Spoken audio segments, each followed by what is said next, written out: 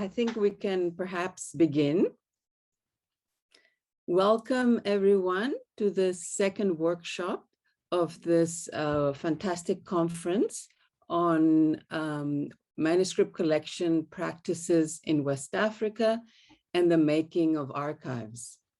If you haven't been attending the conference, I will introduce myself. My name is Susana Molins-Literas, and I am an associate researcher at the Archive and Public Culture Research Initiative at the University of Cape Town in South Africa.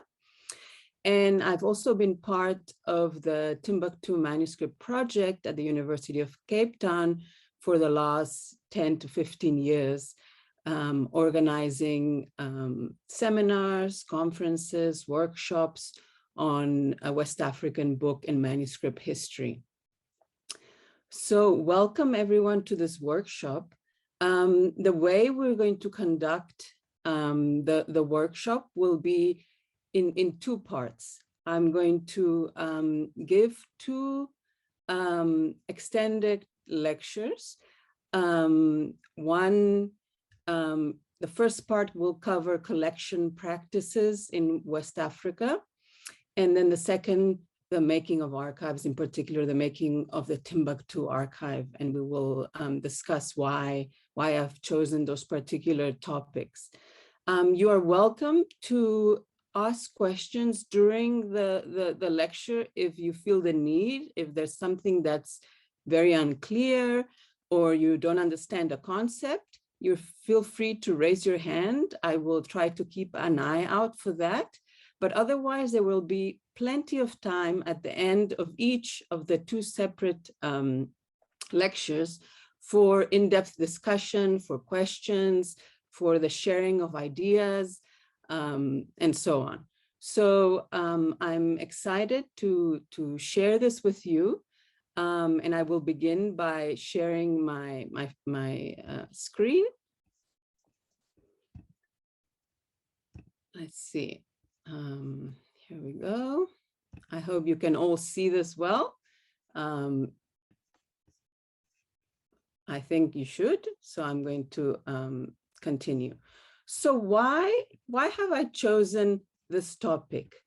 During the days of this conference, we have been hearing a lot about different collections of manuscripts, different libraries throughout Africa and beyond. And the question always arises, what is the history of these collections? How did they arise? They didn't just come from nothing. Each of the collections, each of the libraries has particular histories. And if we ignore these, we are missing a big part of the story of what they have become, what they picked up along the way. So this question of the study of collecting is a big part of what we call of the discipline of book history, of the history of books, which gives another perspective on the study of manuscripts. Very often, manuscripts have been studied just for their content. Yesterday, we heard how important it is also to understand a manuscript as an object with a physical life. And here is the same type of concept, but applied to collections. So, oh, my apologies. This is the wrong, just one second. I shared the wrong. I'm going to stop sharing. I shared the wrong one. Apologies for that. Let me begin again and share the first one. And no, something is happening and it does not allow me to share the first one, which is the one that I need to share. You have to just excuse me for a second. I don't understand what is happening here. I'm really sorry about this. I have both presentations in my right here, and why it only allows me to share the one. I'm going to close this one. so that this does not happen. I apologize for this, sincere apologies. All right, let me get back to this.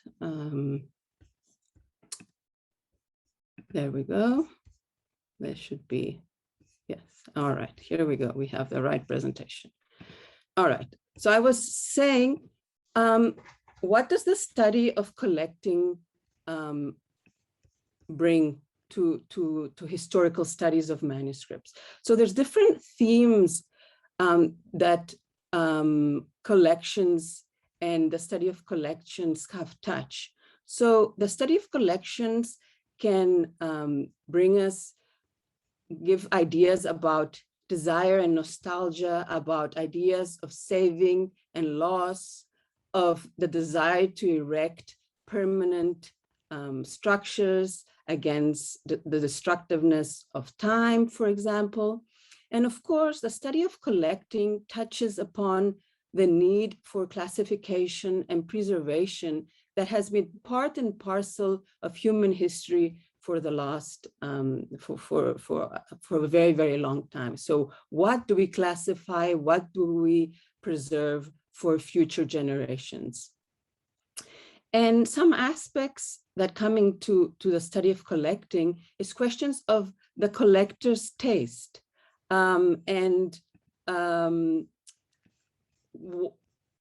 It's often, this has been framed of questions as there's a certain passion that goes along with collection.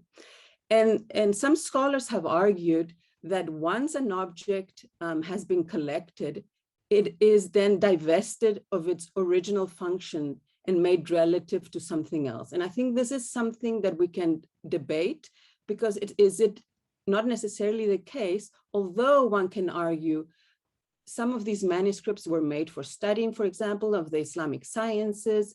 What happens when they are in collections nowadays and they cannot be accessed for reading? Has the function of the object changed? So all these are type of themes that we will be exploring. So what are some of the collection practices of West African manuscripts? As I mentioned, there are many types of practices. Now, it might seem obvious to some of you that if you have a collection nowadays that says this was a collection of, for example, a famous scholar. Well, sometimes it is not that simple. So, we find family libraries in Timbuktu nowadays that say, well, this was the library of such and such a scholar. But if there's 300 or 400 years of difference between the time of the scholar and the present day, what has happened in the 300, 400 years to that collection? So what do we have from the pre-colonial period that will give us clues to the history of that collection? So we have many traces of that history. Those traces can be found in manuscripts that are, for example, book lists, letters about the purchase and the sale of books. In some of the famous Timbuktu Chronicles of the 17th century, we have references to the establishment of libraries, but very importantly, marginalia or marginal notes in manuscripts can be an extremely rich source for the history of the collections. And we can find there, for example, how much a manuscript cost, where it was bought, where a scholar, whom a student was reading this with, the collation notes, and so on. So those are all clues to different, what I call traces of pre-colonial practices. Then we have a break in West Africa in terms of the presence of the French during the colonial period. And here we see quite a drastic change. We have a period of what is known as plunder, so some destruction and taking of collections elsewhere to Europe. But at the same time, we see the emergence of new collections, and I will discuss that in a little bit more detail. And at the same time, there's almost a revival in Timbuktu in particular of older practices of collecting by local scholars. And of course, in the independence period of Mali, we see the emergence of the state repository, the Ahmad Baba Institute, and later in the late 1990s, the emergence of private family collections. So this is an overview of what we're going to be looking at. So I want to just give you one case that has been studied of pre-colonial practices that we can find traces in one particular collection. And if you are interested in finding out more about this particular collection, that of Sheikh Sidi Al-Kabir from Mauritania, you can go to articles by Charles Stewart and by Graziano Catli. And I've sent some reading material for those of you that are interested in going into depth. But what is interesting about this particular collection is that we have very concrete traces of the making of the library. So Sheikh Sidi Al-Kabir was a very prominent scholar and Sufi leader from southwestern, what is today southwestern Mauritania. And he made a book buy-in trip to Morocco between 1830 and 1835. So during that trip, he kept a list of the manuscripts that he bought, the visits to the book dealers in Marrakesh, the books that he received as gifts, and so on. So all of that he kept annotated in several manuscripts. And so here, this library was then passed on to his son and later to his grandson, Sheikh Sidi Ababa, who is a great scholar in his own right, in Boutlimit, which is where the collection was then found. And then finally, in the 1960s, Harun Wold Sidi Baba, who was his great-grandson, began a project to reestablish his father's library, and of course that of his great-grandfather. And he made contact with a scholar from the USA interested in Mauritanian history, Charles Stewart, and together they went about to microfilm some of this collection. And this project to microfilm the collection was really the beginnings of what now has become a very big website of the catalog of this particular collection, but also of many other West African collections, what is called the AMMS, and now today is hosted at the University of California, and is the WAMMD. And if you look, there's the websites, this is one of the largest places to look for the catalogs, is an online catalog of West African manuscript. So what is significant about this particular collection is that we have almost 100 years of book history within one small library with very concrete details in terms of letters, in terms of manuscripts, of the history of the making of this library. And that is quite unique in relation to other collections. Now, if we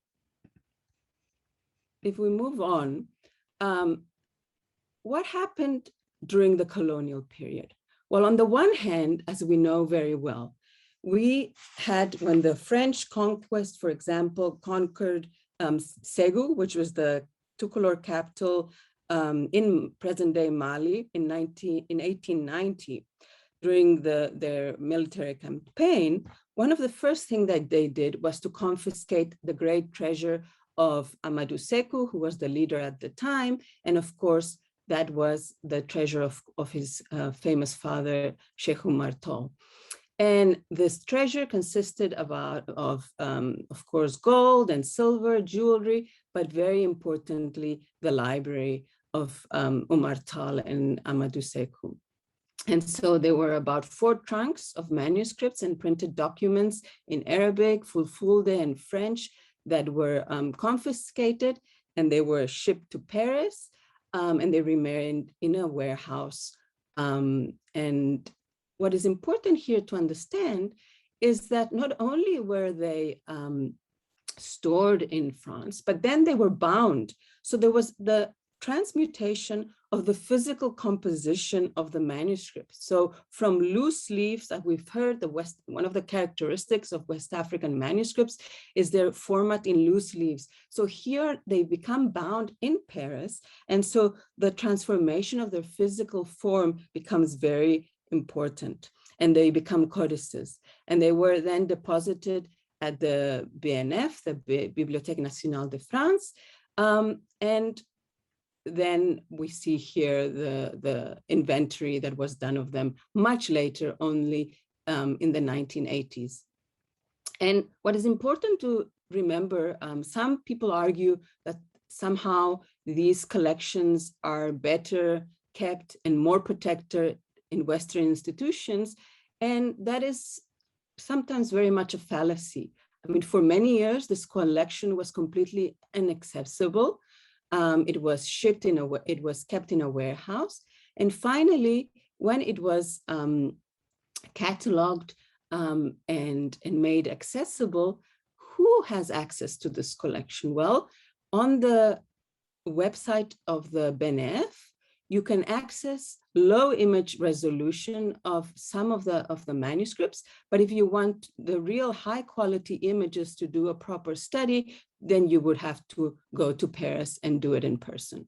So these are the type of questions that we have to keep in mind when we speak about accessibility. But during the colonial period, we see a different phenomenon, and this is the phenomenon of the creation of new collections.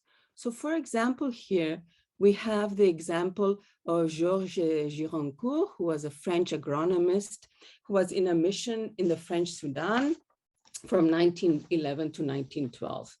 And he was very much, although he was an agronomist and his mission was to survey the land, he was very interested in history. And so he began a collection of engravings of inscriptions, which he drew by hand, and also of manuscripts. So what he did, he commissioned the copies of manuscripts if he could not find the originals.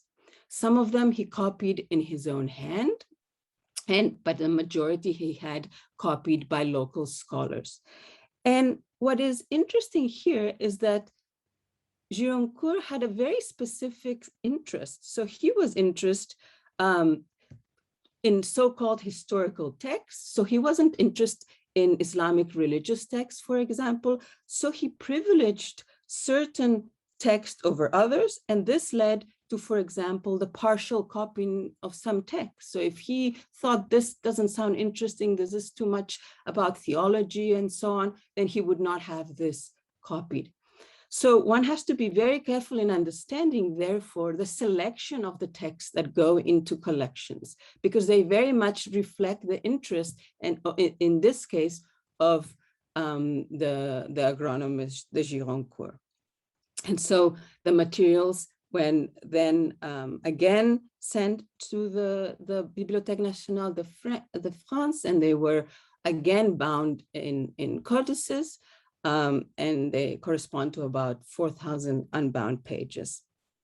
And if you're interested in the history of this collection, I mean, this is one of the few examples we have, the catalog by Mauro Nobili, of a bit of the history of the collection itself, and explains the different process of the acquisition of manuscripts and so forth. During this period, however, in Timbuktu, we find another interesting phenomenon, and this is what a scholar, Shamil Jepi, also from Cape Town, has called perhaps the revival of local practices. So here we're speaking about Ahmad Boularaf, who was a Moroccan merchant scholar, he was a bibliophile and a collector, who settled in Timbuktu in 1904. And he began collecting books and trading at the same time. So he had an extensive network for his trade. And he decided to establish a library which reportedly had a manuscript conservation unit, a place for copyists and for checking copies, a unit for making covers for loose leaves. And he was very involved in the specific of the prices of the paper, of copying, and so on. And he sent, and we have this in the collection, hundreds of letters to booksellers from Fez to Cairo, to Kano, to Beirut, and asking them for copies of books, asking that he's struggling to get a copy of so-and-so. And so this we have detailed in all sorts of letters. And what is also important about Bularaf is that in his workshop for copying and for making copies, he established, he developed a very distinctive way of producing manuscripts. So we can very easily tell which manuscripts come from the workshop during this period.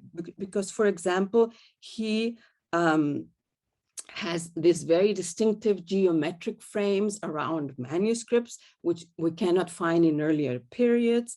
He adopts a double dating system, not just the Hijri years, but also the Western dates. And his own handwriting is extremely distinctive. So the works that are done in his own handwriting, one can detect quite quickly. I mean, he was, of course, also a scholar. He wrote a biographical dictionary, the Izalat al-Rayd, but he puts himself basically as a compiler. He didn't want, he felt maybe perhaps he didn't have enough of an education, so he debased himself. But this poses, what is interesting about Bularaf as well is that he used some of the new innovations that the French had established, for example, the French Postal Service. So he makes use of that, but also of older networks that already pre-existed before the arrival of the French. So he can be seen either as almost, Shamil Jepi has argued that he can be seen as someone who revived some older local practices, but also he had aspects of a modern bibliophile collector. And in Timbuktu, he's remembered as an inspiration for other archival ventures and as an example of an indigenous initiative in Timbuktu that really revived some of the local practices in Timbuktu. Of course, as many of you will know very well, Mali received its independence in 1960, and the 1960s, of course, is the period where there's a great effort by the newly established African states to write their own history. We have heard many times that, of course, for a long time, Western historians had denigrated the African continent as a place of no history. And so this is really the period where we begin to see the desire to write an African history from within. So in 1967, the UNESCO proposed the creation of a regional research center for manuscripts. And this was what became the Ahmad Baba Institute in 1973 that was inaugurated, what was then known as the CEDRAP, and today the Ihediab in Timbuktu. And what is important here to understand is that this is the state repository. So here it initially received funding from Kuwait and from Saudi Arabia, and it began a campaign for the prospection of manuscripts throughout, not just Timbuktu and surrounds, but throughout the region for collecting. And of course, we had the director of the Ahmad Baba Institute with us who explained some of the history of the center. What is important to note is that South Africa under former President Thabo Mbeki had a direct relationship with the Ahmad Baba Institute, and in the 2000s decided to aid, it established the first cultural project of NEPAD to aid Malian, the Malians preserve this heritage. And we had a presentation yesterday, if you were in the last panel, by one of the conservators that trained the conservators in Mali. And the other big part of that project involved the creation, the building of a new state-of-the-art archive facility, which you can see here. Now, in the late 1990s, we see the emergence. This coincides. Mali went through a period of dictatorship, and in the 90s, we see the beginnings of the democratic regime. And precisely during the same time, we see the emergence of the private family libraries. Here in this list, you see the most prominent ones, the Mama Haidra collection, the Fondokati, the Al-Wangari, the Imam Suyuti, and the Jingari Bear collections. And there was also, very importantly, the creation of a local NGO, Savama DCI, that grouped together many of these private family collections.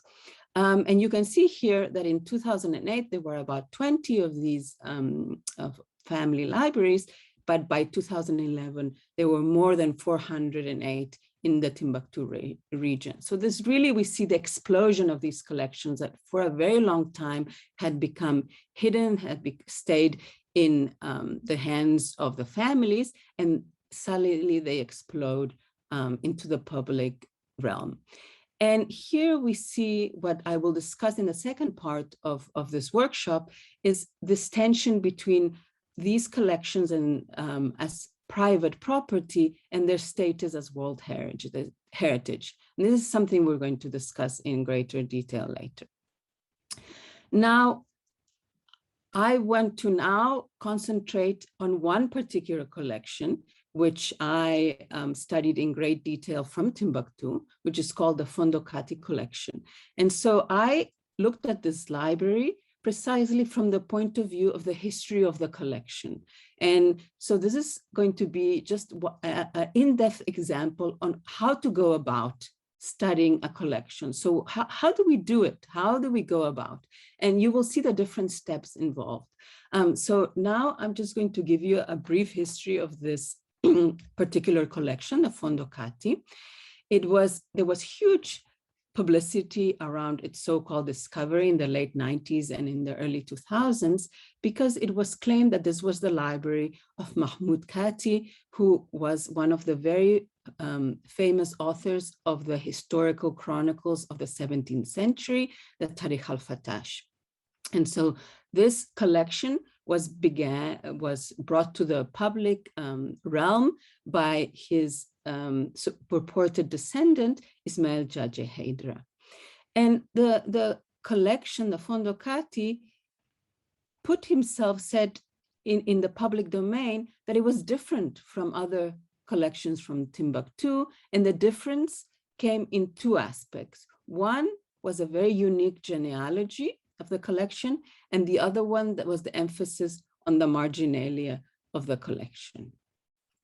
So I approach this study of this collection from what I called through archival biography. So what am I trying to do here? What am I analyzing? So I'm trying to analyze the collection in terms of its production, the circulation of the collection, the reception of the collection. And I was interested in the examination of the process of the construction of a historical narrative. So how do we do that? So it was an inquiry into the production of the collection's internal and external lives, how it affects and is affected, and is changed and changes the different contexts in which it finds itself. And why is this significant? Why is this important? Well, I contend that archival biography is more than just analyzing an individual case. It points to modalities of knowledge production at a certain time and juncture. So this is sort of the method. So what did it consist of? So this collection as I said, was supposed to be the collection of Mahmoud Kati. So what did the convention, before the Fondo Kati, what was the history saying about Mahmoud Kati? Well, he was supposed to have been a scholar born in 1468 in the region of Kurmina, and he studied and lived in Timbuktu. He was a Qadi and known as Alpha, a doctor jurist. And he was supposed to have been a contemporary of the famous ruler Askia Muhammad Sila, and to have been his companion during his famous Hajj in 1496-97. He was supposed to have written the chronicle, beginning to write the chronicle at the age of 50, but also to have witnessed the Moroccan conquest of Timbuktu in 1591, and to have died in 1593. Of course, already this conventional account of Mahmoud Kati, as you can see, had quite big problems. The question of his age, the question of did he go on Hajj with Askia Muhammad. So there had been a long tradition of scholars that had been studied Mahmoud Kati and arguing about what was possible, the authorship of the Tarikh al-Fatah. So there has been a lot of scholarship on this figure. But suddenly this collection, the Fondo Kati, Ismail Jaje Haidara brings this collection and says, I have the collection of my ancestor here. And in fact, what you think you know about him is different. So he, Ismail Jaje Haidara, based on the collection's manuscripts, but in particular, as you see here on the marginalia, the manuscript notes of the collection, says that in fact, Mahmoud Kati is not the genealogy of Mahmoud Kati. You can see in this note, you say, I am Mahmoud bin Ali bin al-Mutawakkil Billah bin Ziyad al-Wakuri on my mother's side. Wakuri means from the lineage of Askia Muhammad, and Al-Quti on my father's side. And my origin is Al-Andalus. So here we see a collection that's claiming a very particular genealogy, and that is a genealogy from Al-Andalus. But what is interesting here is not that this was not a genealogy linked to the Arab conquerors of Al-Andalus or the Berber, but Al-Quti, which means the Goth. So this is trying to establish a link to the so-called original inhabitants of the Iberian Peninsula, the Visigoths. So this is quite a different type of claim from others that have, there's a long tradition in Timbuktu of people coming from the Iberian Peninsula after their expulsion. But of course, these are always the so-called Arma, but this is a claim to a very different genealogy. This is a claim to a genealogy link with the Visigoths. So where is this genealogy supposed to have come from? So Mahmoud Kati says that this is the ancestor that came from Al-Andalus with one Ali bin Ziyad al-Quti, who came from Toledo, settled in the Bilad of Sudan, married the sister of Askia Muhammad, and then had as a son Mahmoud Kati. So this is the genealogy that this collection is trying to lay claim to. So what happens? This collection, as I said, Ismail Jaje Haidara says that he has discovered this collection, and he goes to Spain and says, I have this incredible collection. It is going to be lost. And here you see this collection receives huge media attention in Spain. There's what it was called a Manifiesto por el Fondo Kati, so a huge number of very important scholars and great literary figures from both Spain and France and so on say, this is a collection that needs to be saved and will tell us about our own history. So this collection then receives funding from the regional government of Andalusia, the southern region of Spain, to build a physical archive for the collection. And you can see here, it received funding beginning in 2003 and then again in 2010. So the Ismail Jade Heydere establishes a manuscript room, and he publishes several books. He begins a process of cataloging, has a small exhibition of manuscripts.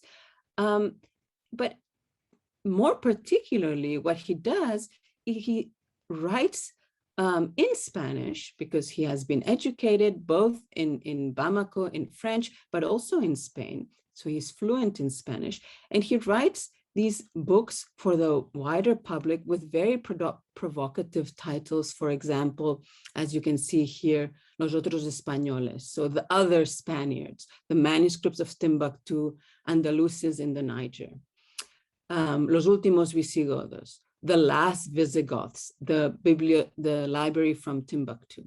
So he begins to publicize all of this and to put it in the public in Spain.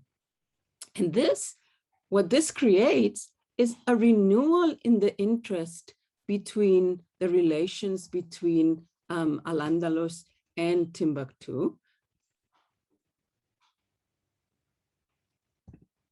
And this becomes very interesting, because in Spain, suddenly there's this new interest. What is Timbuktu? And then you see the translation of the Tarikh al-Sudan, for example. Then you see these titles from Cordoba to Timbuktu, the conquest of Timbuktu, Timbuktu, this, Timbuktu, that. So this really creates a very popular resurgence in interest.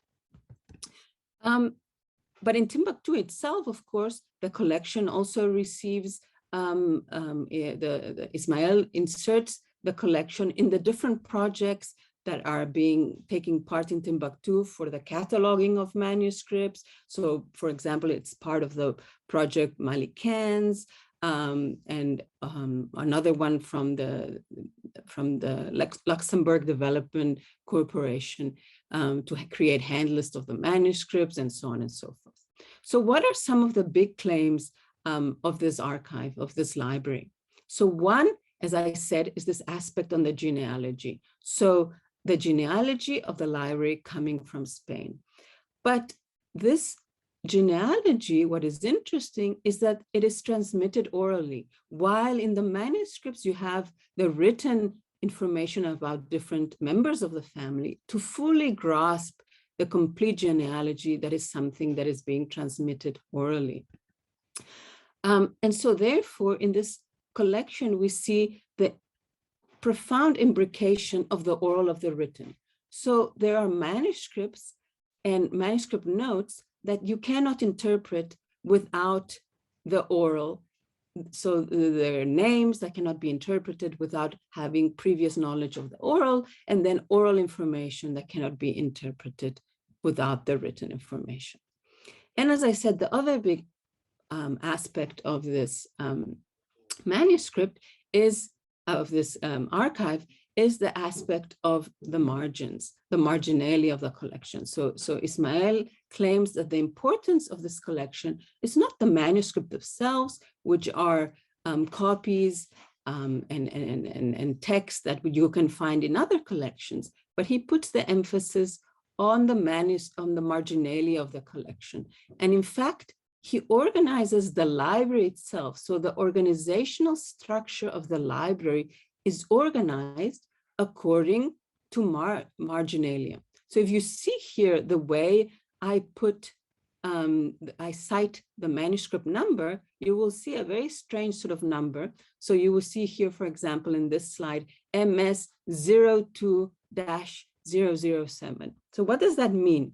So the first part, 02, is who has written marginal notes on this manuscript. So 02 corresponds to Mahmoud Kati, 01 would be first one, Ali bin Ziyad, and so on and so forth. So 007 would be manuscript 7 of 02 with a manuscript note by Mahmoud Kati, and so on and so forth. So even the the overall organizing principle of this collection was in terms of a particular genealogy and a particular, the emphasis on the margins. And according to Ismail, he has followed this tradition of writing on the margins to the present day, as you can see here. But of course, in French, because an important point here is that Ismail Jadjehedra, as opposed to other manuscript directors in Timbuktu, does not speak Arabic. As I said, he studied in Bamako in the French university and then later in Spain. So what is this marginalia? So there's aspects, it talks about one group, I group them in different themes. So one is about the life of Ali bin Ziyad, who's supposed to be the ancestor that came from Timbuktu. Then there's references to Al-Andalus, what happened in the different periods under study. And then we have events associated with the reign of Askia Muhammad, who was that very famous ruler of the Songhai. And then, of course, the life of Mahmoud Kati, this very important figure in the life of the library. So in this aspect, the aims are to establish his genealogy, his chronology, his scholarly credentials, and him as a writer of historical notes. And then, of course, aspects about the family manuscript collection. So I saw briefly in the chat, I didn't have time to read it, but I saw someone raising the question about that we do not see Western writing on this, some of these manuscripts. And this is a very, very important point. So when analyzing the manuscripts themselves, in particular the marginalia, there were questions about the so-called, what we can say, authenticity. So when were these notes written? Suddenly we see that the notes do not display precisely the Western Maghrebi way of writing. For example, the fa with the dot underneath, a kaf with only one dot, as opposed to in the Eastern style where you have the two dots and so forth. And very much sort of questions of the layout. You can see, for example, copious marginalia from other authors in the manuscripts that look very, very different from in layout, in style of the ones that are supposed to be from the Kati. And then, of course, also questions of paper and questions of ink. So I'm not going to go into details about this here, but just to say that then there's definite question marks about this collection. So what happens after to the collection during the crisis in 2012 and 2013? As all of you might be quite well aware, in late 2012, there was an insurgency in northern Mali, and there was a coup d'etat. Timbuktu and other cities were taken in the north, and many people, included many of the librarians, left the city. So Ismail Jadjehedra was one of the ones that left the city. And as you can see here, he dispersed the collection that you had seen in that building among different family members in Timbuktu, so that it wouldn't be in that big building. He was afraid for its future.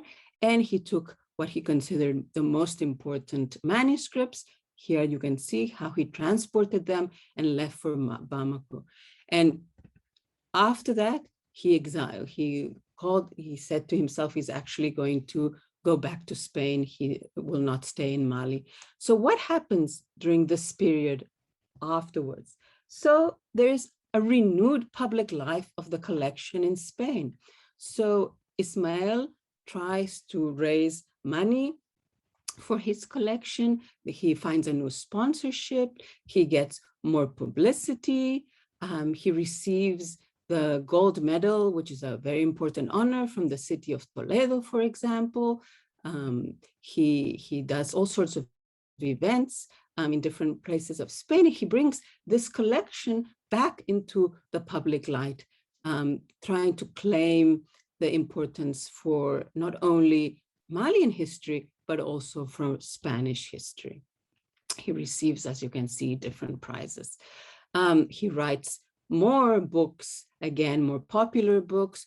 The one here is the Diary of a Librarian from Timbuktu, in which he recounts how he left the city during the 2013 crisis, how he, in the form of a diary, what happened to him during that process, and so on. And there's even a documentary on Amazon Prime entitled Ismail, the Last Guardian of an Ancient Library. So here, just to end this section, and then we can go on to the discussion. So what happens when we study a collection in the way I approached it? So we can get to understanding how does the Fondokati work? So as I've argued, the genealogy of the Kati family is used as a source of differentiation in relation to other libraries of the region. And it is precisely this genealogical project which propelled the successful reception of the collection in Spain, why it received such acclaim. Why was it so successful in Spain, you would ask? Well, the Fondokati inscribed itself in the debates of a society reimagining the history of its own past. And maybe some of you don't know this here, but Spain has a very fraught history with, for example, Al-Andalus, the conquest, and the expulsion of the Muslims. And then in the present day, of course, there's a huge number of Muslims coming from Morocco, from Algeria, from West Africa that are now settling in Spain. So it's a society that's asking questions about its own history. So the Fondokati inserted itself in those debates. And what the Fondokati did, it used written evidence as a primary source of authentication of the past, but at the same time, it said there was this imbrication of the oral and the written. So I argue that this is a modality of knowledge production that combines regimes of historicity and temporality. So I'm going to stop sharing, and we can, you're welcome to ask questions about this. If anyone would like to raise questions at this point, please raise your hand. I'm going to just see what it is here.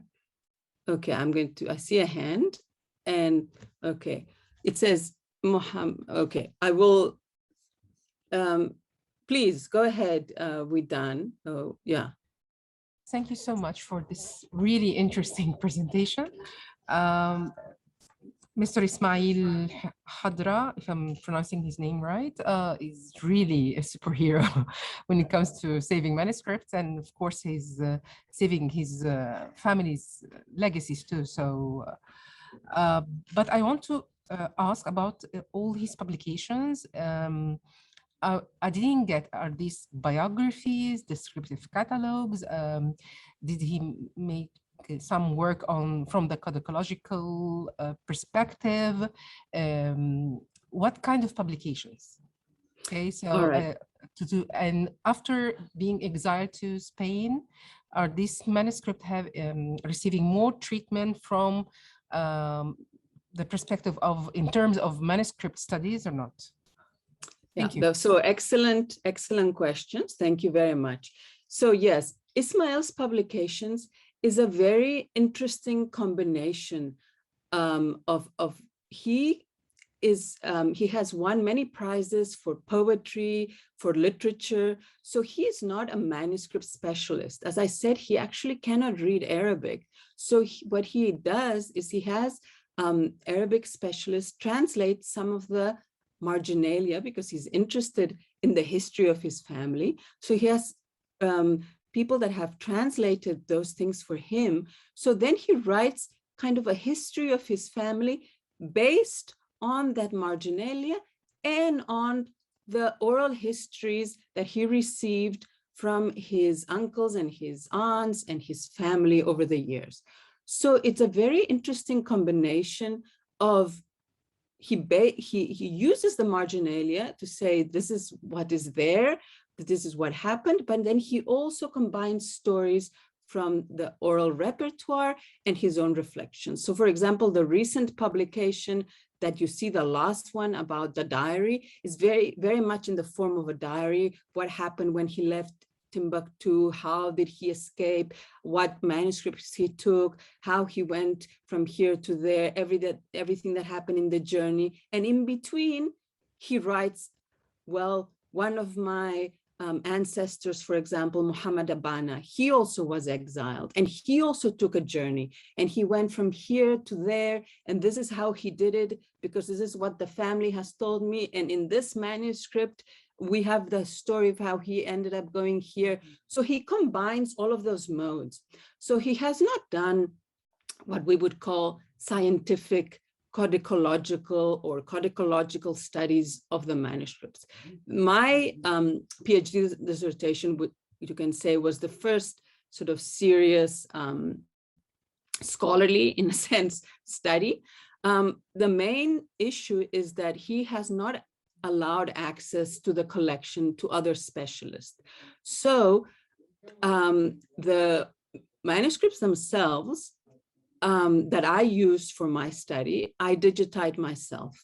So when Timbuktu was not occupied in 2010 and so on, when I began my studies, he did not allow the digitizing of manuscripts. He kept it very much under control. And this was the same of many of the private collections. And we will speak about this in the second part of why are so many of the private family collections and others in Timbuktu reluctant to digitize their manuscripts. We can speak about this in the next section. But so he did not allow it. And it was only afterwards, during the occupation, when he left Timbuktu to Bamako, that he took 14 manuscripts that he considered the most important of his collection, the ones that had the most number of marginal notes. And then at that moment, he said to me, all right, I will allow you to take pictures because I'm worried this can disappear. So this is what I based my study on. So I definitely did not have access to the full collection, which is over 14,000 manuscripts, but I did have access to the ones that have more marginal notes, which is what he considers distinctive about this collection. So to go to your other part of your question, no, at the moment, the manuscripts, the majority of the manuscripts are still in Timbuktu. They are not being kept.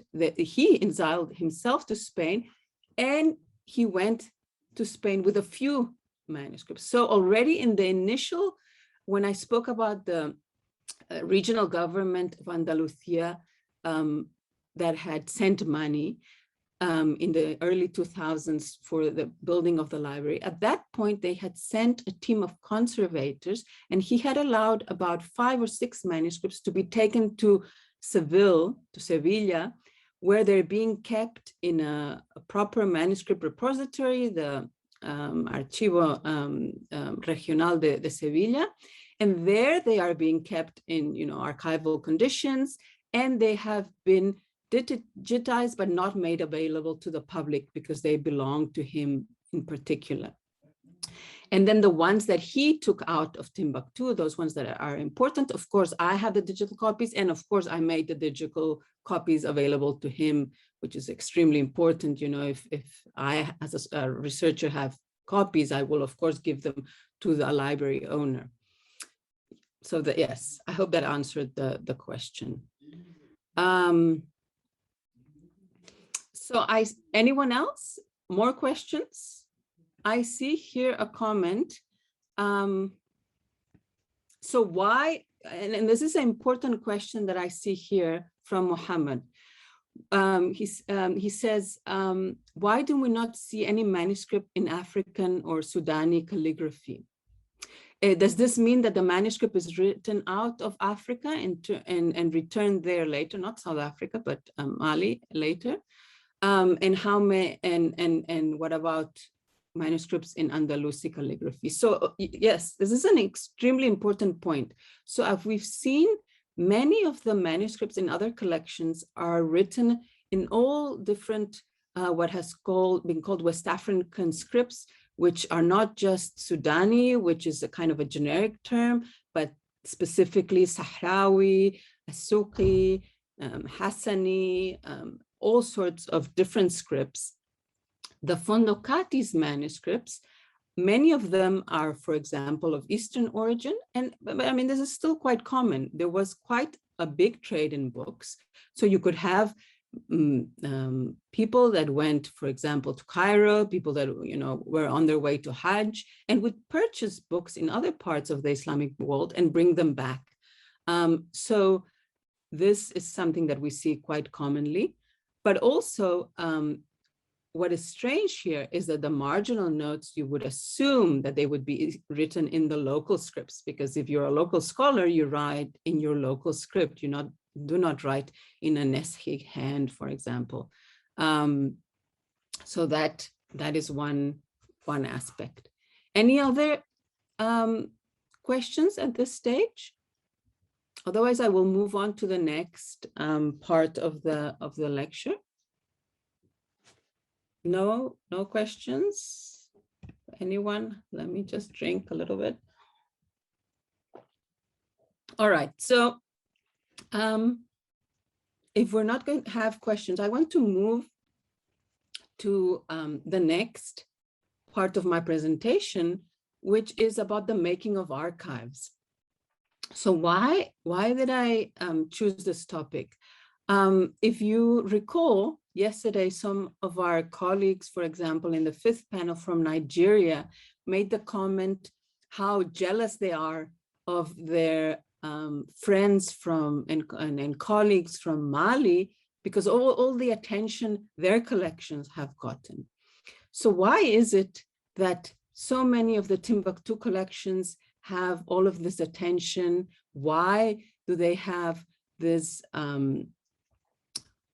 projects on preservation, on digitization, and manuscript collections elsewhere in the African continent, not just Nigeria, but Niger, Senegal, Mauritania, not to speak of East African collections and other collections? Why do they not receive the same type of attention? So this is something that I'm going to explore in the making, what I call the making of the Timbuktu archive, in this next lecture. All right, so let me just give me a moment. I'm going to open my other presentation. If any of you want to think of questions in the meantime, you're welcome. Otherwise, I will just open it. Here we go. All right, so let me share my screen with you. Here we are. I think you can see it now. Yes, okay. So in this section, I will try to answer why this question, why Timbuktu? Why is I mean, as we know, this manuscript tradition in West Africa is widespread in the region. It is not just concentrated in Timbuktu. So why has Timbuktu received such attention? What has made it into this, what I call iconic archive? So this is what I'm going to be exploring in this part.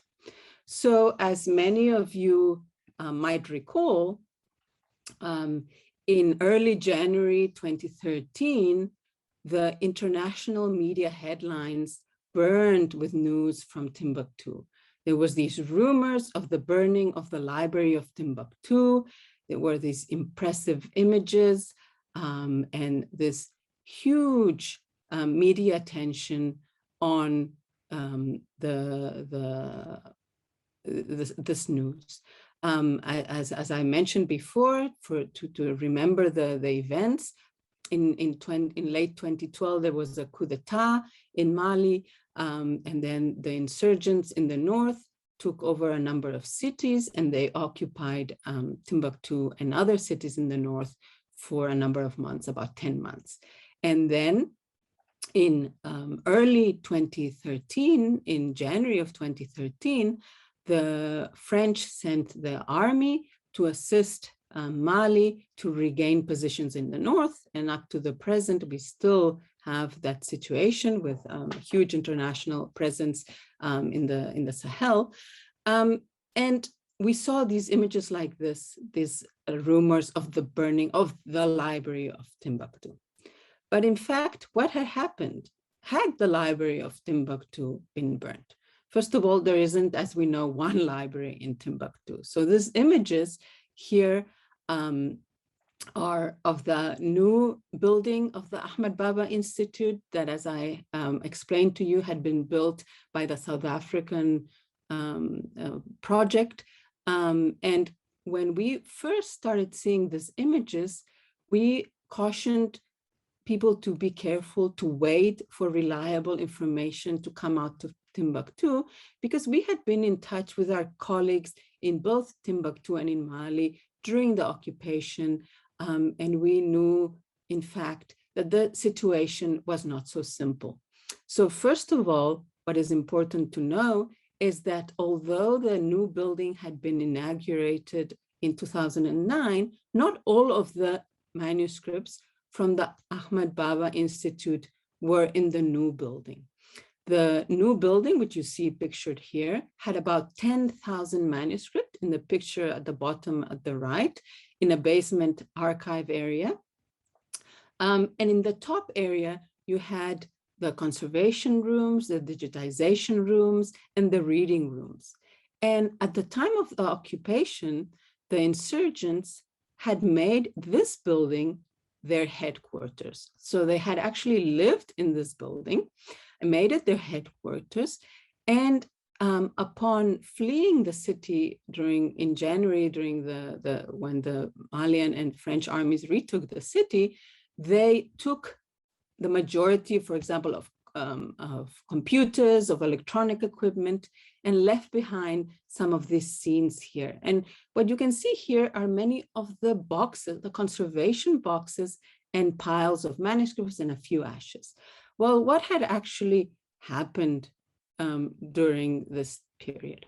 Well, as we then found out, during the 10 months of the occupation, there had been a whole effort to transport manuscripts from Timbuktu to Mali. And this effort was led by Abdelkader Haidara, and this is a different Haidara from Ismail, the one that I was speaking about before, who is the head of the NGO Savama DCI. And he had put together different private family collections and also the manuscripts of the Ahmed Baba Institute that were being kept in the old building. And those, about 20,000 of those manuscripts from the state repository, the Ahmed Baba Institute, plus a number which now seem to be about 31 or so private family libraries, were then transported to Bamako during the occupation. And in terms of the new building that you see here, the majority of the manuscripts, the 10,000 that were being kept in the basement, were intact. It was only the manuscripts in the top rooms, in the digitization and conservation and reading rooms, that were what has been called lost. So one doesn't really know the status of these manuscripts. We do not think so many of them were burnt. Many or some have been found to have been sold, and so on and so forth. So the majority, one can say the majority, there are about 4,000 whose status is unknown as of yet, but the majority, the 10,000 in the basement, were still intact, and the 20,000 in the other institute were taken to Bamako. And so this has created what I call these librarians have attracted a lot of attention. They've called the monument men of Timbuktu. So the monuments men, if you recall, were certain dealers that tried during the time in Nazi Germany, that tried to save precious works of art. So they've been compared to them. And you can see here very sort of popular books that have been written about these efforts and documentaries and so on. So what I argue is that Timbuktu has then in popular imagination become the iconic archive of written culture in Africa. But at the same time, many of you, if you speak Arabic, might not know, but in European languages, Timbuktu itself, the word, is also signifies a most remote destination existing only in the imagination, you know, as the most distant place imaginable. Some people in English will say from here to Timbuktu as if the place doesn't exist. So this is something that is also in the public imagination. So my question is, where do these two Timbuktus meet? This Timbuktu as the icon of the written heritage of Africa, and this Timbuktu of the myth, the Timbuktu of the remoteness, the Timbuktu of the imagination. So what I will try to do here is to give a sense of how the image of the city has been transformed in and through public discourse and engagements in the longue durée, so over the past centuries, to understand why this Timbuktu, why this emphasis on the collections from Timbuktu. So I argue that there's something about the Timbuktu archive that gives it a particular public potency. And what do I mean by that? By public potency, so a certain power in the imagination. So I argue that it has something to do with the intersection of different publics. So for Africans, Timbuktu stands for the historicity of the African continent, a continent that had been maligned in the Western imagination as a continent of history, and then afterwards as a continent of orality. And then for certain African publics, then therefore Timbuktu has come to mean this historicity of the continent. And here we see the former president of South Africa, Thabo Mbeki, who precisely used Timbuktu in his very famous I Am an African speech to stand for this idea of the historicity of the African continent. And on the other hand, we have the Muslim public, so the Islamic heritage, which sees Timbuktu as belonging to the heritage of the wider Islamic world, which in this current geopolitical moment in time needs to be defended and preserved. And on the other aspect, we see a Western public that has inserted Timbuktu and its archive into the realm of world heritage through UNESCO and other initiatives. And I will explore this confluence, but what I try to say here is by the three of them coming together, it creates a particular powerful combination. So where did it all begin in a sense? So when Timbuktu was founded in the 1100s, according to tradition, and it is very important from the beginning, its key characteristic was its role as a commercial hub. And it was really, if you remember, if you can picture a map in your head, unfortunately I didn't put one here, but it is in about 14 kilometers from what is called the Bend on the Niger River, on the frontier of the Sahara Desert. So this particular geographic location was key in terms of the trans-Saharan caravan trade. In the medieval period, we see the beginning of the initiation of what I call the El Dorado, or the myth of a Timbuktu of gold. And where can we begin to trace that beginning of that myth?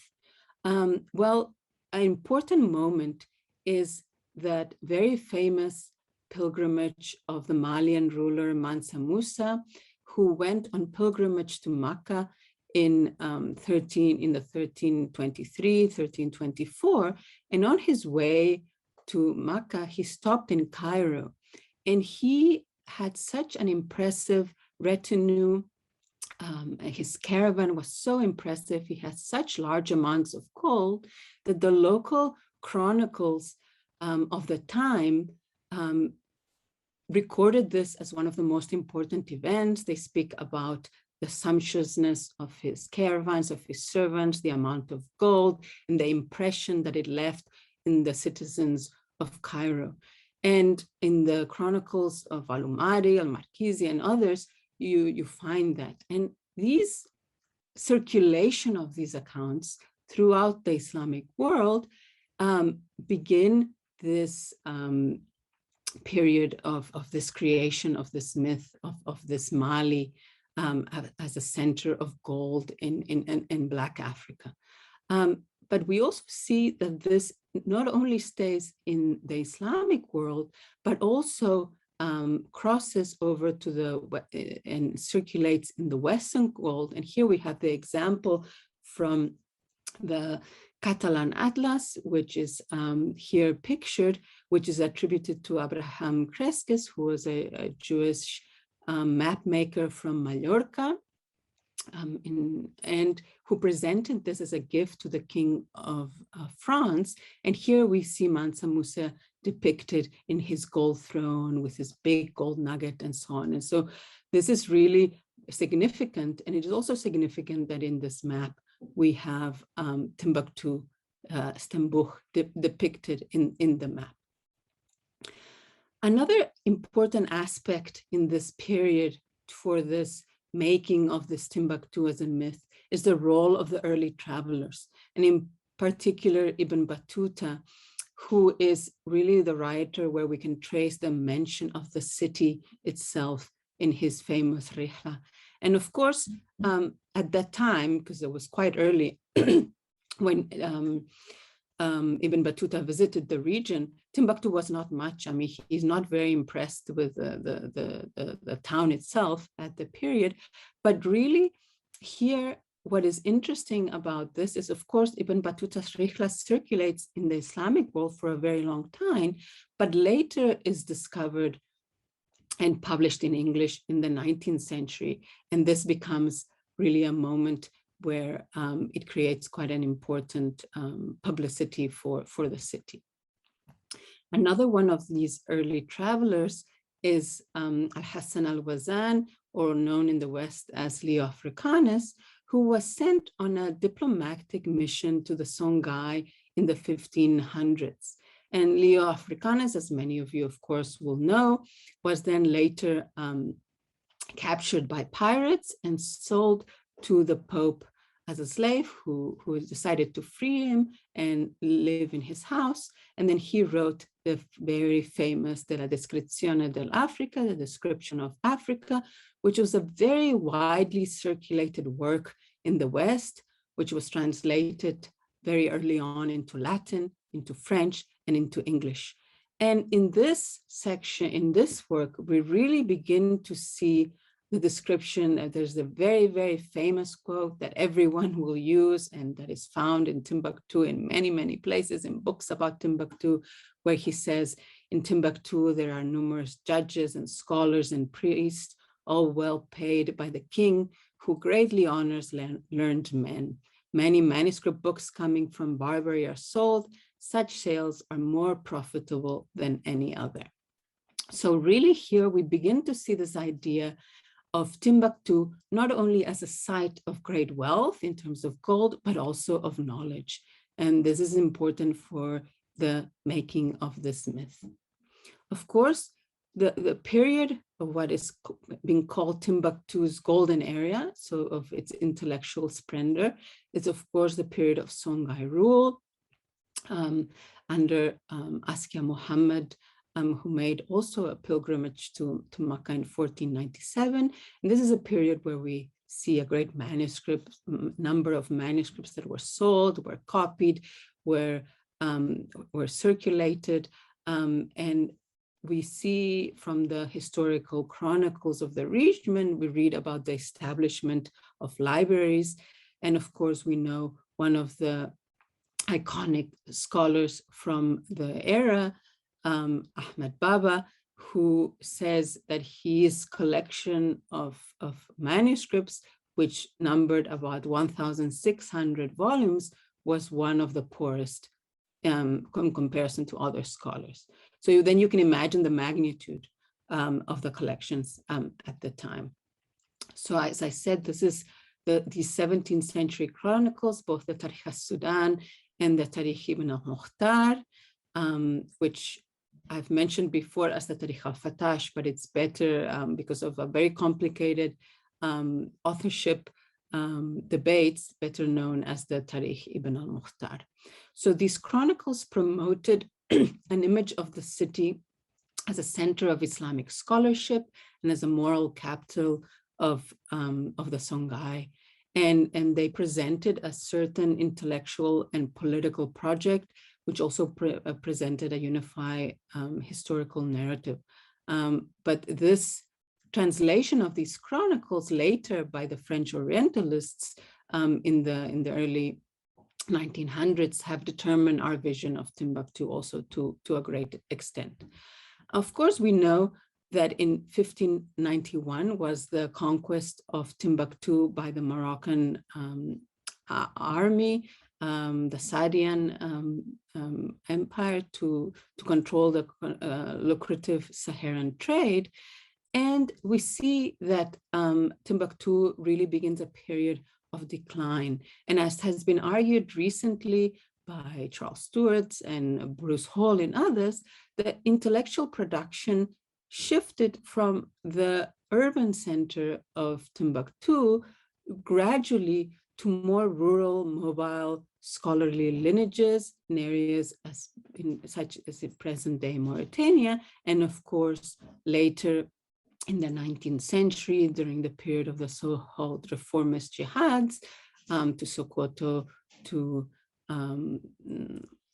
the Dina of Massina, and so on, other areas. So some scholars have argued that Timbuktu's intellectual tradition had a limited reach across the region after this period of florescence. However, the idea of Timbuktu continued to grow. So how did this expansion of the Timbuktu myth happen in the West? So it was really happened through the circulation of stories, for example, of different merchants. There's accounts by Malfante, Thompson, all sorts of merchants. I mean, Thompson was a merchant in Morocco who was present during the conquest, sort of after the conquest of Timbuktu, and he saw the huge caravans coming with treasure. And so these types of stories began to be circulated. There's also Portuguese traders on the coast that hear news emanating and circulating from other places in Africa, and who began to circulate stories and about Timbuktu. So this is the beginning. We see here the inauguration of a particular trope, which is that of the inaccessible city. So Timbuktu, which of course had been, you know, we've seen before all sorts of travelers have reached and so on, but suddenly in the Western imagination, at least, Timbuktu becomes this inaccessible city. And of course, this explodes in the European age of exploration, where there's really literally a race to be the first to arrive to what was then called hidden Timbuktu.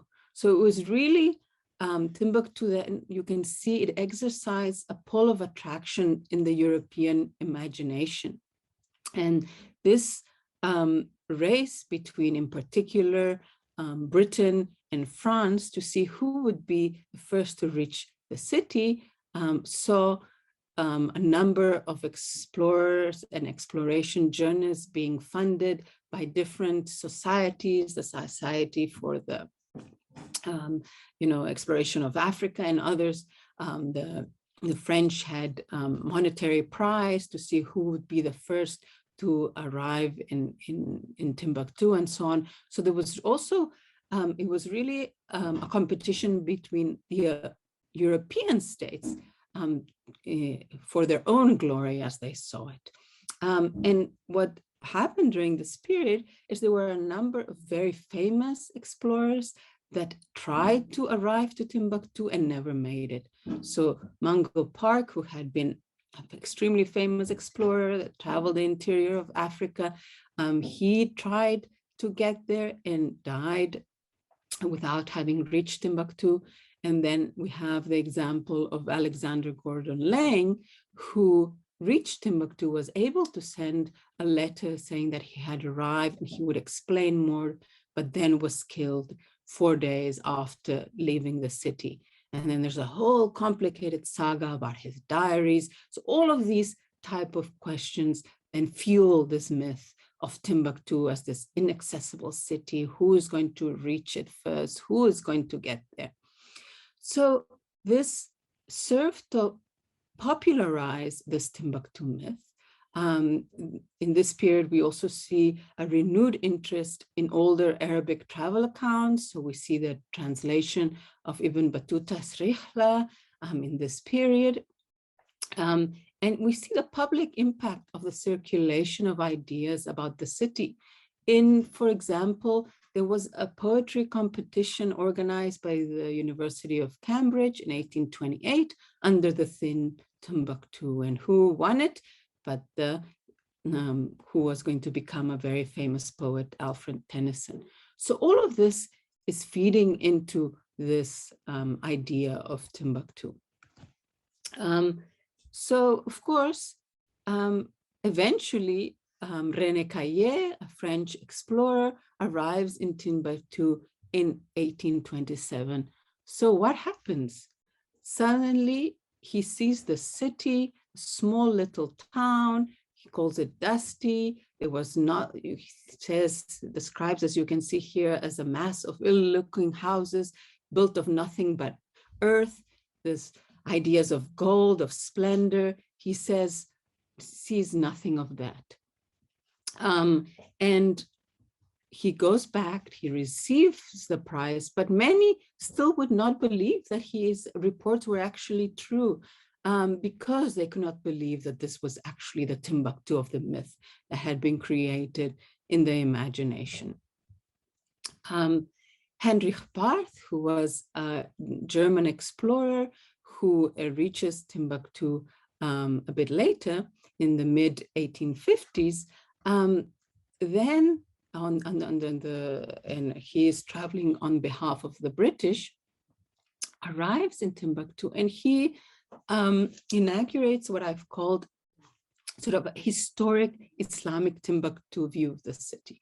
So he confirms what Caillet had said, that in itself there isn't those physical riches, there isn't that gold of Timbuktu, but what he says is there is a historic city, an Islamic city. So he is one of the first of these Western explorers who begins to see some of the manuscripts, who has translated, he spoke Arabic, he was able to translate certain sections. So he determines, sort of begins this idea of saying, well, there is a historic Islamic Timbuktu. And of course, then we have in the late 1800s, and precisely in 1897, Timbuktu is conquered by the French. And it becomes a site of past glory. Sort of the French use it as an excuse for European occupation because it needs to be revived. In a sense, they say it was in such great decline that it needs Europeans to revive it. So the French journalist with the newspaper Le Figaro, Félix Dubois, stays in Timbuktu in 1896, and he writes this the very book that became extremely famous, Timbuktu la Mystérieuse, Timbuktu the Mysterious. And here really then you see this explosion of the myth. He calls Timbuktu the Mysterious. He says, you have to be a special type of person to understand the mysteries of Timbuktu. At first grasp, you will see something that looks not so interesting, that looks, dusty and so on, but you have to have eyes that will see, and then the vision emerges of a great, rich and literary city appears. So what is interesting about Félix Dubois is that he popularized the Islamic learning of Timbuktu for a wider European audience because his book was quite popular. And he inspected several manuscript works, but also collected both written and oral accounts from some of the scholars of the city. So he really popularized this idea of a mysterious city that hides its secrets from the outside. And in fact, this appellation of Timbuktu the Mysterious is one that Timbuktu nowadays has taken on for itself. And if you see if you had been to Timbuktu when you could still go as a tourist, this idea of Timbuktu the Mysterious is one that the tourist guides will popularize. They will cite continuously. This is our mysterious city. So this is something that then has been brought back by locals themselves to refer to their own city and to gain attraction.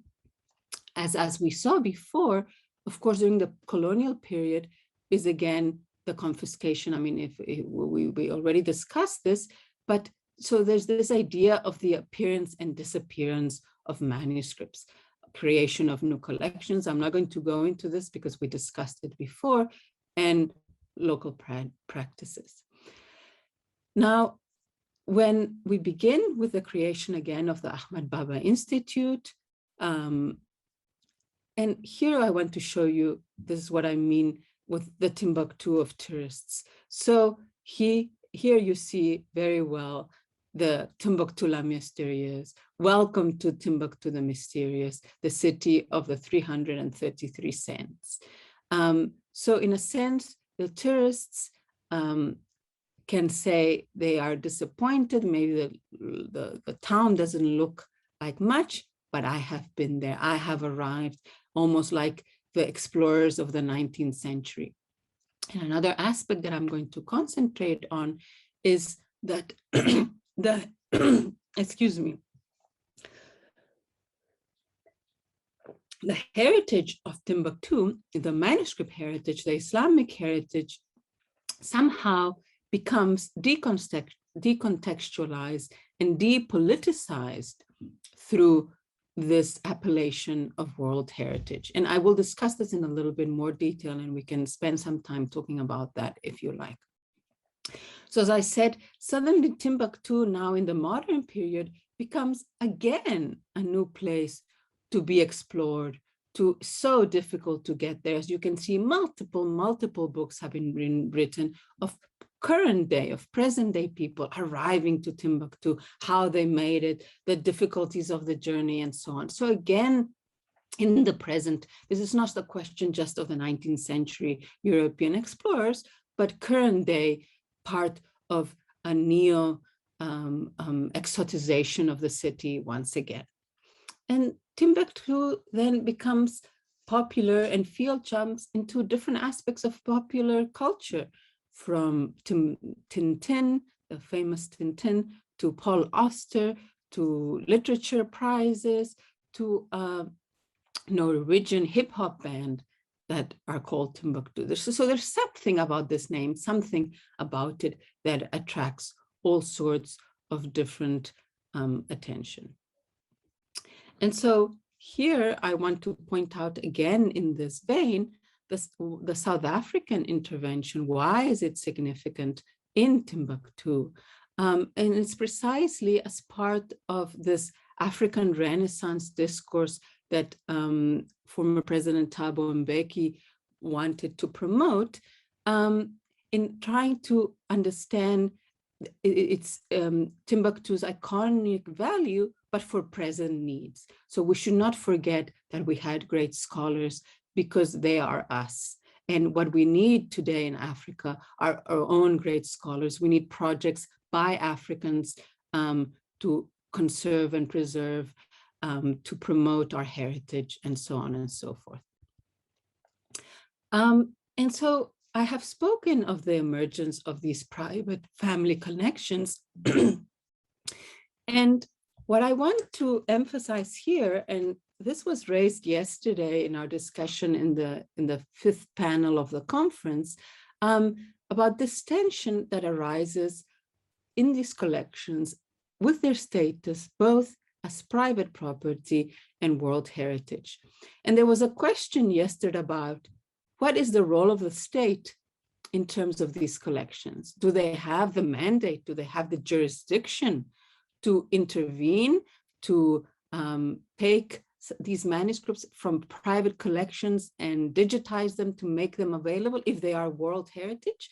But at the same time, as Dr. Russo was saying, they are private property. So this creates a huge amount of tension, and we will see what happens with that. And what is important in this period in relation to the private collections is the roles of donor funding. The reason why many of these private libraries are able to create buildings, to have digitization programs, to have conservation programs, is all thanks to this donor funding that comes from private foundations in the USA, such as the Ford Foundation that has invested greatly in Mali, the German foundations such as the Herder Henkel, and also state funding of different kinds. And this is important to keep track of where this funding has come from. And of course, I've showed you the Fondo Cati, and in this case was using the genealogy, the particular genealogy of the collection to access funding for its building. So in this period, I argue that the outstanding wealth, the myth of this Timbuktu myth that we have been speaking about, suddenly now in the current day has been translated in this trope of the huge numbers of manuscripts. So this evokes the potency of the mythical Timbuktu of gold. And there was a lot of debate when the collections were moved to Bamako about the numbers. Was it really possible that 300,000 manuscripts were moved from Timbuktu? When they were speaking before that time, they were saying, well, that was perhaps the total number of manuscripts in the whole of Timbuktu. And now suddenly this is just the manuscripts that have been moved to Bamako. So here we see a changing way of counting, of definitions of manuscripts. So before, when these libraries were being established in the 1980s and the 1990s, the manuscripts would be cataloged or classified specifically as, you know, in the multi-volume catalogs and so on. But for example, loose leaves, either letters or copies that weren't complete, weren't necessarily classified in the same ways. And now here you see suddenly each little excerpt classified as a manuscript. And what does that do in terms of the trope of the number of manuscripts in the Timbuktu collections? So over the years, there have been a huge number of different conservation and digitization programs in Timbuktu specifically. As I mentioned, in the 2000s, you had the Ford Foundation that established a program. Then you had Norway that had another program, and South Africa, I mentioned that, which was mainly concentrated here. You can see in the boxes made by the South African conservators, and the building of the archive building. and then Luxembourg as well. But of course, after the 2012 and 2013 crisis, with such large numbers of manuscripts being moved to Bamako, there was a new mode, sort of this mode of emergency repair. Because of course, for those of you that are not familiar with Malian geography, Bamako is about 800 kilometers from Timbuktu. It is in a completely different sort of weather type of zone. The weather is quite different. You know, it's not on the edge of the desert like Timbuktu. So suddenly these manuscripts were being exposed to very different conditions. So one of the main projects that was established was the project from the University of Hamburg and the Center for the Study of Manuscript Cultures, safeguarding the manuscripts of Timbuktu, which you heard yesterday from Dr. Maria Luisa Russo. And it was funded by the German Federal Ministry of Foreign Affairs, the Herder Henkel Foundation, among others. And of course, you also had a presentation from the members of the Hill Museum and Manuscript Library, HMML, of St. John's University in the USA. And of course, you had other actors involved after are very notoriously the Endangered Archives program from the British Library that has a number of projects in Djenné and in Timbuktu for a number of collections.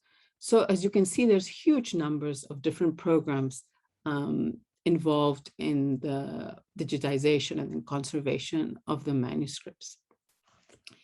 So what are some objectives of the preservation projects?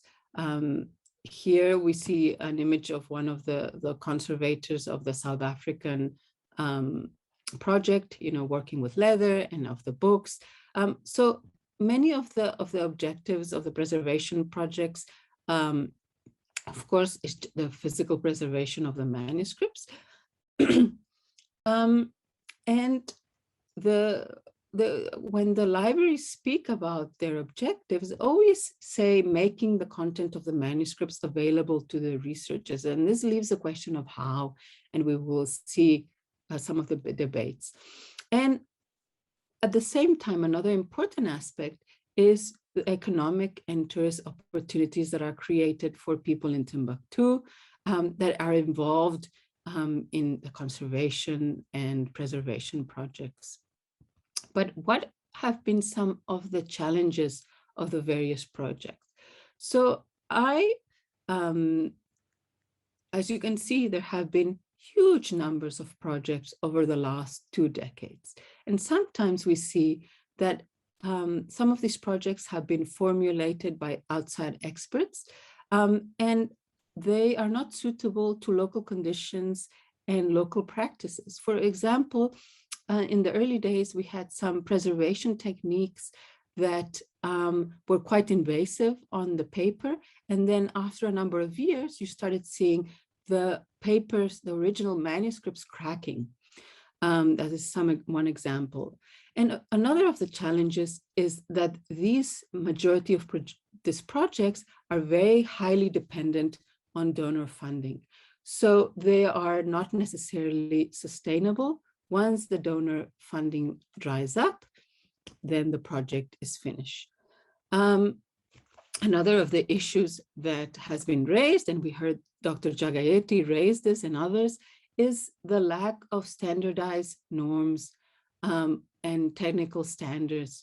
So each donor or funder might impose their own technical standards, and they vary from country to country.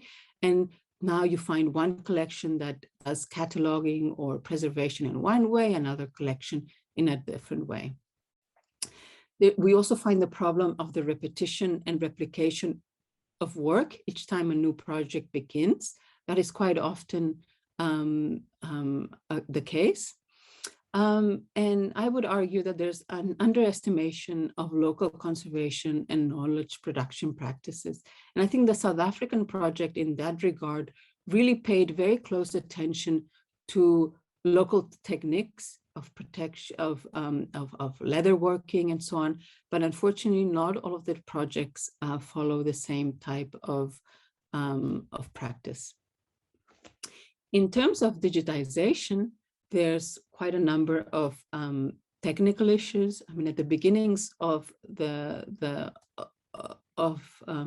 research in the Timbuktu collections, these manuscripts were being microfished. And now you have microfiche copies of manuscripts sitting in Western libraries, but there are no microfiche machines to look at them anymore. And how do you transfer this technology? So there's this idea of the durability of the technology, and what we can do to actually make the digital copies to be durable, and not when the technology changes, then they become obsolete. Of course, for digitization, we have high cost of equipment, the lack of training and expertise, and again, the different criteria. And now, of course, with the Hill Museum, they've established quite consistent criteria in the libraries that they train and so on, but this is not widespread. And of course, there is a need for a large staff and high costs. As we've quite a number of people have explained, one has to, of course, take very close account of the local characteristics of the manuscripts. So the question of the loose leaf manuscripts, some of them being too damaged to handle, and the question that was raised yesterday, when you digitize manuscripts, it is very difficult to keep things like watermarks, which are so important in terms of dating. As we know, many of these manuscripts are not dated. The examination of paper, even if they don't have watermarks, understanding if the paper is machine-made or handmade can already give us a sense of the production of the paper, and therefore when a manuscript could have been written after or before a certain period. So all of that are issues to be taken into account. And finally, we come to another of the issues that was raised yesterday, which I think is one of the ones that has not been thought about in enough detail. And this is the question of the intellectual property of the manuscript. So of course, now there is a large number of digitization projects that put the full digital copy of the collection online. So the question is, who keeps the intellectual property of the digitized manuscript? Very often, for example, the HMML keeps one copy in their facility in the US, then would give another copy to the particular library. And what does it mean in terms of knowledge production and where manuscripts belong? And this comes to the fore very much when you speak to the local manuscript families, the directors of libraries, the concern about online access. So the question here is, if all of these manuscripts are made available online, free to everyone, then how will any of these collections benefit the people of Mali, the particular families involved? So who in fact benefits from the digitized material? And here I would like us to think about, if you've been part of this conference, the question of digital access and access to network, which is the digital gap in Africa. I mean, if you think that putting something online makes it equally accessible to everyone, then what happens if you are a researcher living in Timbuktu, where you have no fast internet, fiber internet, and so these manuscripts that are from your own town, you can't even download because you don't have enough network. So who in fact benefits from this digitized material? And I will argue that very often it will be researchers from the West and from the global North who can sit in their air-conditioned offices, work on these manuscripts, and not necessarily benefit the people that are most involved with these collections. And so these are one of the concerns I know very well from Ahmed Baba Institute, which is also the state repository, that does not want to make all the manuscripts available online, precisely because then they lose absolute control of their own collection. And of course, one can think that there are multiple ways of approaching these concerns, which I think are quite legitimate. And there were questions about repatriation. I mean, why is it that the collection of such an important figure as Omar Tall is still nowadays in France at the Bibliothèque Nationale? And if you think of the practices of the Bibliothèque Nationale, that in fact charges for full access to digitized collections.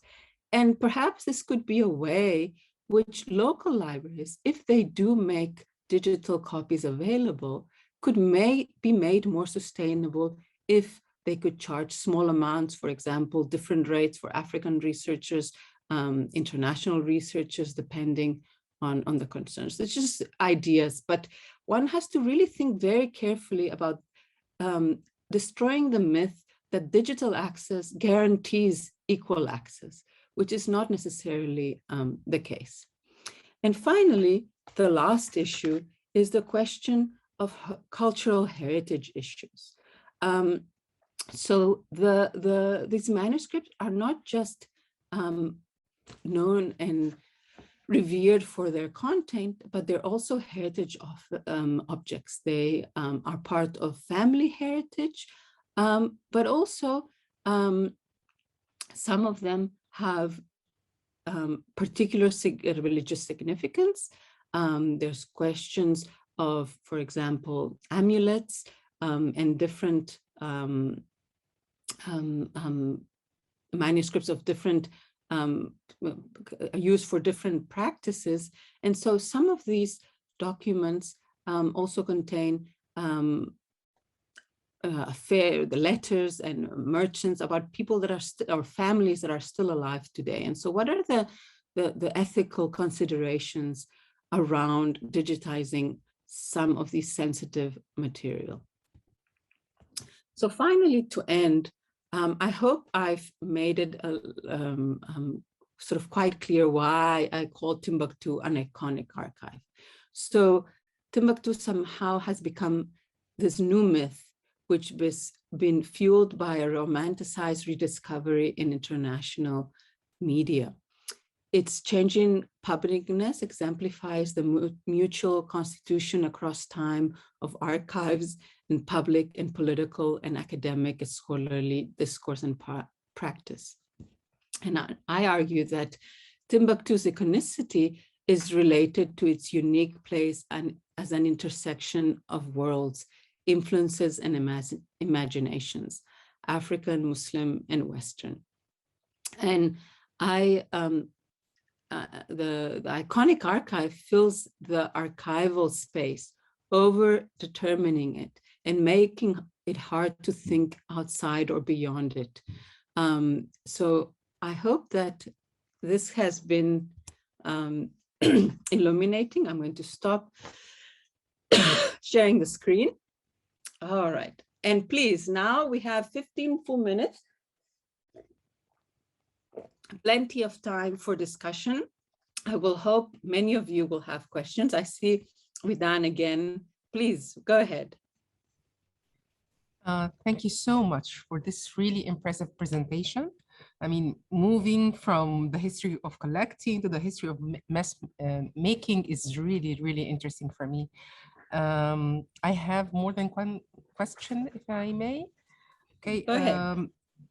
First, you brought to our attention that sometimes the orthodox way of preserving heritage is not enough. I mean, most of us work with cataloging and documentation of heritage in terms of classification, in terms of putting, you know, labels for the right title and the author and all these elements of regular descriptive cataloging. But sometimes this orthodox way is not enough to preserve heritage. We need this this unfamiliar or unorthodox way you have introduced, bringing, you know, documenting the history of this heritage and bringing alive, bringing the elements of these exotic elements to the public, to bring it outside of the academia circles. That's why, as you said, Timbuktu received more attention than other collections. And even when you bring the personal dimension, like Ismail said, made in his collection, from part of finding his roots or whatever, he managed to, again, to market this collection. So maybe this should be added to the recommendation of this conference, because I mean, all the recommendation were very academic ones. We need to put this humane elements to highlight the humane elements of the history of any collection. My question concerning private collections, during the conference, many scholars talk about why those private collections were, the owners of the private collection were not interested because they were afraid of being confiscated or trafficking and other elements.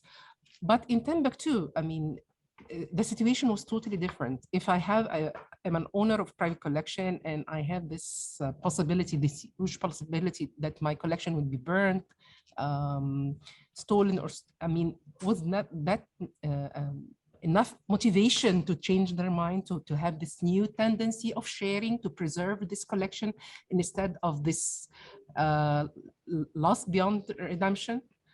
And my final remark is not a question. When you talked about the intellectual property, of course, this is totally new perspective for me, that yes, when you do we have this problem in manuscripts, especially when the collections of Iraq, Yemen, all this, these collections were burned or stolen, and we only have them in microform form. So who owns the rights? And what about the original owner, the Iraqi people, the Yemeni people? Maybe, I'm not sure about the international convention, but maybe we should apply the same concept of fair use we use in libraries when it comes to these collections. I mean, the real owner of this heritage has still the right to access this, even in microform or digital form. I'm sorry, this last question will be confused because I'm still thinking of it. It's a totally new perspective for me, but really thank you for the impressive presentation. Thank you. Thank you. And thank you for your wonderful points and for engaging so fully with all of the aspects. I really appreciate that. I know it's a very new perspective, and you are right. I mean,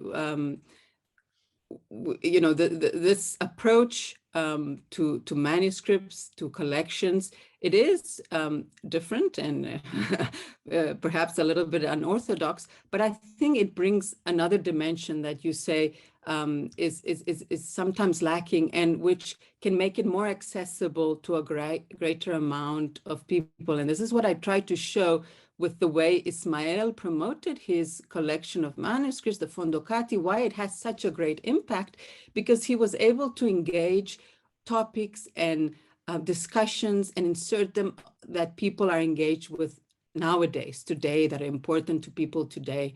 And this really is what made such an impact. And I do agree with you that I think that the study of collecting and collections is something that needs to be incorporated in the way we think of like in the recommendations of the conference and the way we think about wider about library studies and archive studies and conservation studies, because there's also this idea that somehow when a book or a manuscript enters a repository, let's say an archive or a library, suddenly it is frozen in time. Suddenly nothing changes. But in fact, many things can change.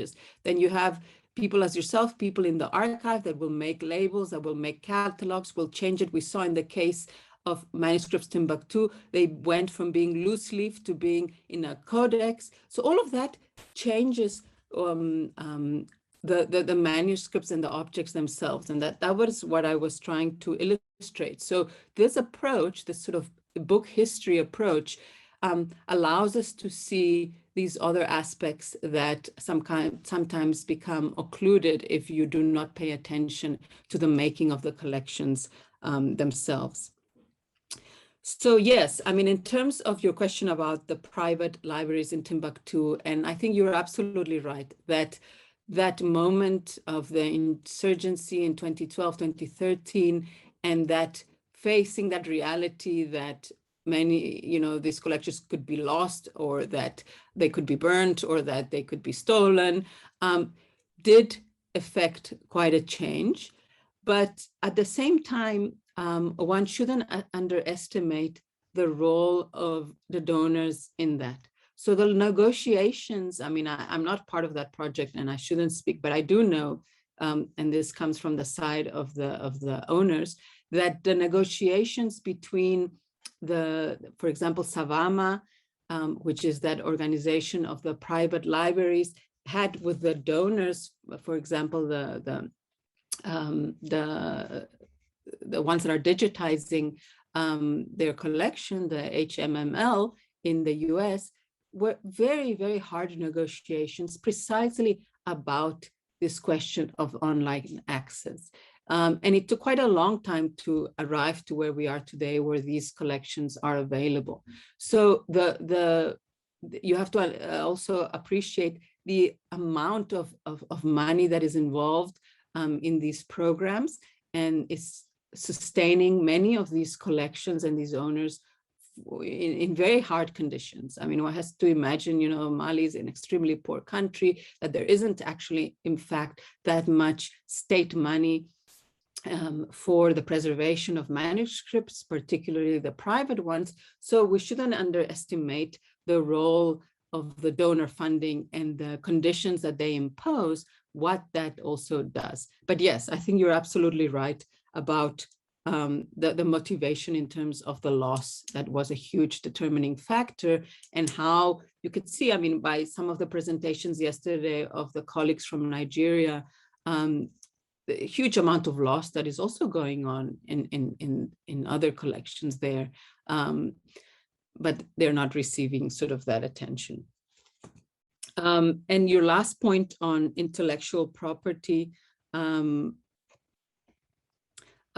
terms of fair use in libraries and so on, I think is very, very important. I mean, I don't have the, the answers really to these things. I mean, I mainly raise questions. I think my role as a scholar that I study this, is to raise questions for us to reflect more deeply on some of these questions. And I think what I wanted to raise is that sometimes people just assume that digitizing will somehow make it more democratic access for all. And I just want to put that into question, that online access does not necessarily lead to more free access. And this is something that I want us to just be aware. So I see some comments here in the chat. Okay, let me, if please raise your hand, otherwise I will comment on some of the questions here on the chat. So Inas says, thank you for the interesting presentation. Can I ask you about cataloging methodology and what topics of the manuscripts collections covers besides genealogy? No, of course. And I didn't want this to give you the impression that the genealogy that I was talking about in the case of the Fondo Kati is restricted to the marginal notes, so to the hashia, to the notes on the margins, not to the manuscripts themselves. So the topics of the manuscripts are like the collections that have been described previously. You have numbers of Qurans, you have fiqh, you have fatwas, you have letters, you have copies of Maliki treatises, of grammar texts, of literature. So the range of works that you will find in other Timbuktu collections, you find in these collections. What I was trying to emphasize with the methodology of that particular library, of the way they catalog it, is that they were cataloging it according to the manuscript notes, not according, for example, to the topic. And that is quite unique only to the Fondo Kati collection, that one particular family library. But other libraries in Timbuktu would catalog very differently. There's another question. Do you think that there's the possibility of a future project for the unification of cataloging and documentation of manuscripts libraries in African countries? I think that is a very important question and very relevant point. This question of trying to find a unified way to catalog and to document the libraries. So to have the standards, and this is something that Dr. Jagayeti from the Ahmad Baba Institute raised, that the catalogers from the HMML project also raised. So trying to find a standardized, and I think this would have to involve multiple role players, and to really make it not just at the level of cataloging, but for example, at the level of preservation, at the level of digitization, to really have standards that are following throughout. And I think that would really facilitate things for many, many role players. Mary, thank you very much, says the complexities of man. Yeah, I think this is a very important point. She says, I appreciated the comments on the complexities of digitization, which is not only confined to the libraries of Mali, because the pressure for digitization and free placement of images on the internet tends to ignore that labor and cost that go into the preparation of the collection's digitization borne by the institution, and not all of the institutions are digitization ready, and can take a considerable amount of intellectual and physical labor to bring to the readiness.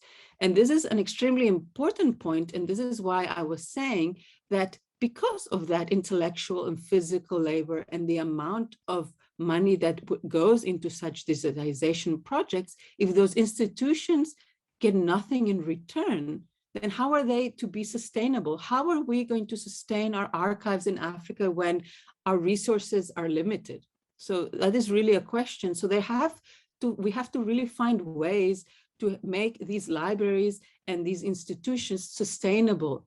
And perhaps charging for digitized copies of manuscripts is one possible way of making it available. Okay, so Dr. Himley says, you said it is difficult to identify the date of the manuscripts because of the lack of watermark. How do we imagine their production of paper during those times? So yes, the question of paper is important. The majority of paper that we find in the Timbuktu manuscripts is European-made paper, in particular paper from Italy and France.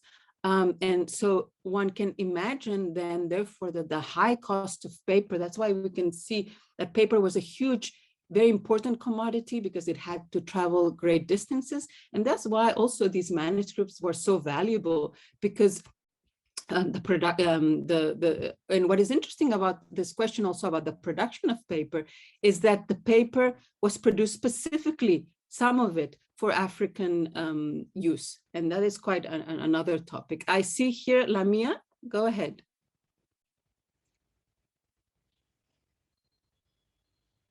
Lamia, would you like to ask your question? I see your hand is up. Otherwise, we have. Merci We're pour done. votre richesse de présentation. Dorénavant, vous avez parlé maintenant sur la fabrication de papier, mais je veux encore savoir sur l'encre. Oui, sur l'encre. D'accord. Yes. So the question is about wants to know about the ink, the ink of them in the manuscripts. So that is a very important question, and I don't think there have been enough studies about the ink per se. We work very closely with one of the calligraphers of Timbuktu that still uses old recipes for ink making in the region. And this is another aspect of the manuscripts that has not been studied, and which I think there's a great scope to study, is the local recipes for making. Of course, you know, there's always local a mixture of gamma arabic with other substances that are found locally. So this is a huge field yet to be explored. And we are, in fact, busy with some in our project with working with local calligraphers, looking at some of these recipes for the making of ink. And I think some of the manuscript conservators from South Africa also worked on some of this, if I recall. Unfortunately, I think we have run out of time. I'm really sorry. I hope we had more time. But I want to thank all of you for participating and for listening to me. And I think the organizers have my email. You are welcome to write to me if you would like. I'm happy to answer any more questions. It's been a real pleasure to be with all of you today. I wish we could have done it in person and could have been more interactive, but I hope we will have a chance in the future to do it a different way. Thank you all very much, and goodbye. And goodbye to the organizers, but thank you all for being here today. And you're welcome to write to me with any questions.